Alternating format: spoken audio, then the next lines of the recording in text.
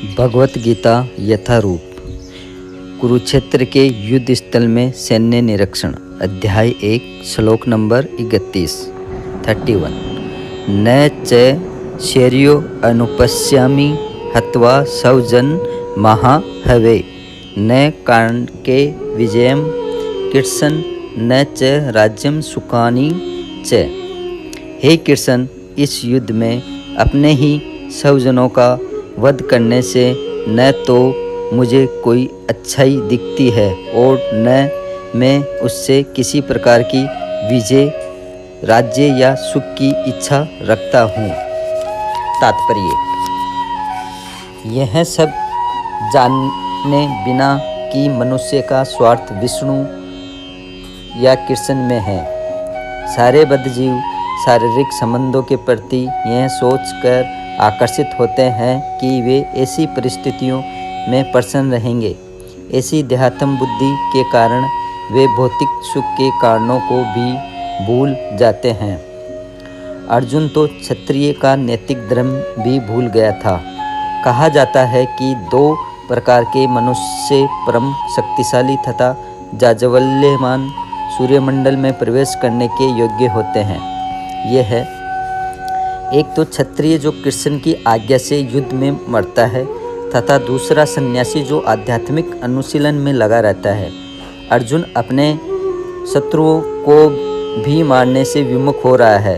अपने संबंधियों की बात तो छोड़ दे, वह सोचता है कि स्वजनों को मारने से उसे जीवन में सुख नहीं मिल सकेगा, अतः वह लड़ने के लिए इच्छुक नहीं है। जिस प्रकार की भूख न लगने पर कोई भोजन बनाने को तैयार नहीं होता, उसने तो वन जाने का निश्चय कर लिया है, जहाँ वह एकांत में निराशापूर्ण जीवन काट सके।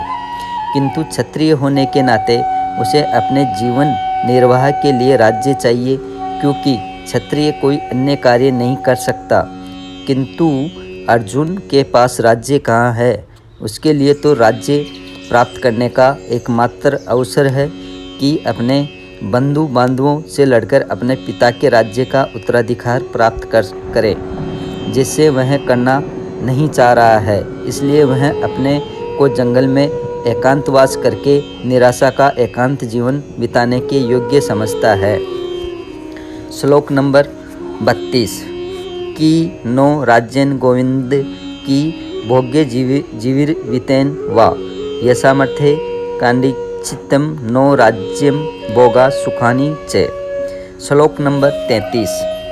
त इमे अवस्थितता युद्धम प्राणा स्थित्यक्तमं धनानि च आचार्य पितरपुत्र स्थितैव च पितामह। श्लोक नंबर 34। मातुला ससुरा पौत्रा श्याला संबंधित नस्तथा एतांत हनुतु मिच्छामि गर्तो अपि मधुसूदन। श्लोक नंबर 35। अपि त्रैलोक के राज्य से हेतो किम नु मही करते निहत्ते धृतराष्ट्रान का प्रीति स्याजनार्दन। हे गोविंद, हमें राज्य, सुख अथवा इस जीवन से क्या लाभ, क्योंकि जिन सारे लोगों के लिए हम उन्हें चाहते हैं वे ही इस युद्ध भूमि में खड़े हैं।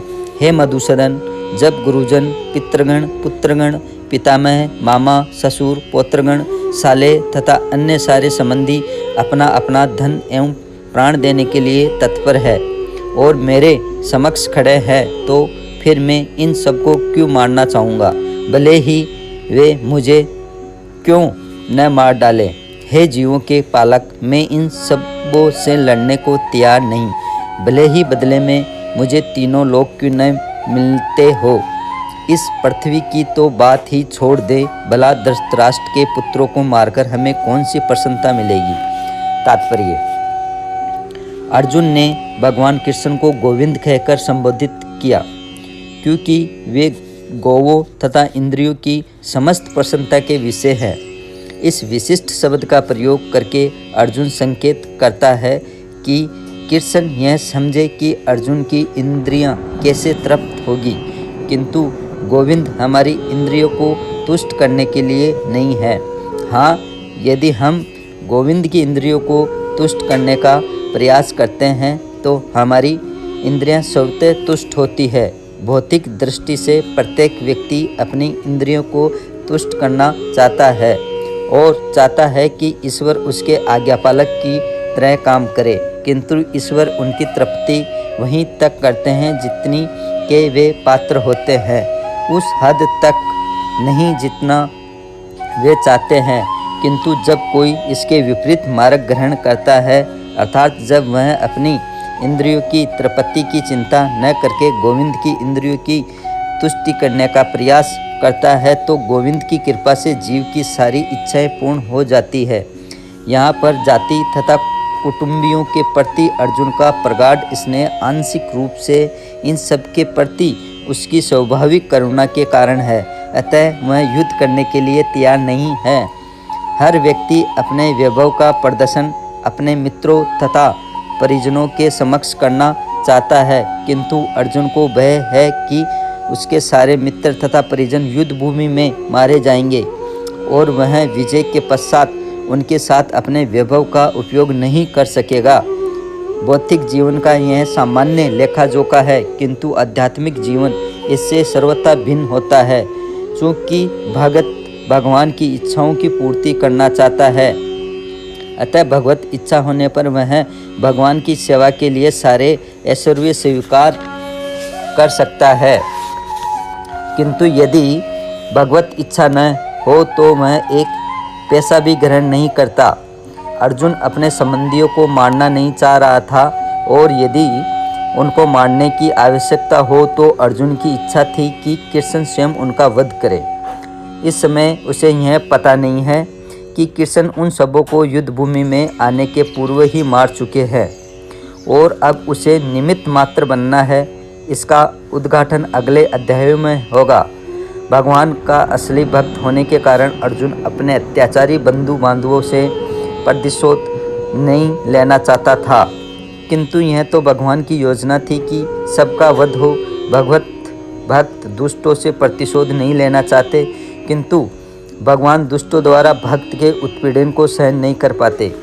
भगवान किसी व्यक्ति को अपनी इच्छा से क्षमा कर सकते हैं, किंतु यदि कोई उनके भक्तों को हानि पहुंचाता है तो वे उसे क्षमा नहीं करते। इसलिए भगवान इन दुराचारियों का वध करने के लिए उद्यत थे, यद्यपि अर्जुन उन्हें क्षमा करना चाहता था। हरे कृष्णा।